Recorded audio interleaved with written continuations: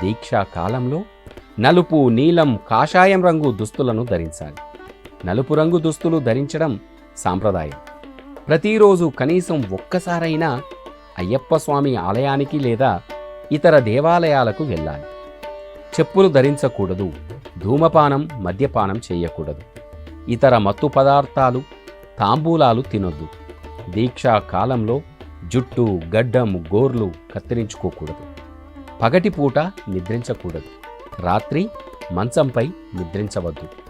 చాపగాని, తుండుగుడ్డగాని పరుచుకొని పడుకోవాలి. తలదిండు ఉపయోగించుకోకూడదు. నిద్రించేటప్పుడు, పాద నమస్కారం చేసేటప్పుడు మెడలో ఉన్న అయ్యప్ప మాల నేలకు తాకకుండా జాగ్రత్త తీసుకోవాలి. ఆ స్వామి శరణుఘోష ప్రియుడు కాబట్టి నిరంతరం భజనల్లో పాల్గొనాలి. దీక్షా సమయంలో హోదా, వయస్సు, పేద, ధనిక తేడా లేకుండా అయ్యప్ప స్వాములందరికీ పాదాభివందనం చేయాలి. తల్లిదండ్రులు మినహా దీక్షలో లేని వారికి పాదాభివందనం చేయకూడదు.